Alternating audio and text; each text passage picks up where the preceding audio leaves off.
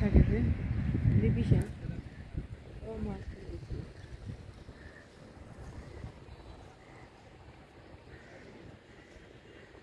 ওই দিক থেকে সোজা হাঁটতে হাঁটতে এদিকে আসা যেত না।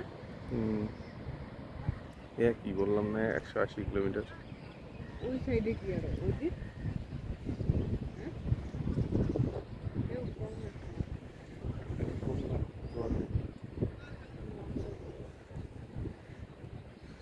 এই সময় যদি নামতাম ভালো হতো, রোদ ছিল, ঠান্ডা লাগতেছিল তখন।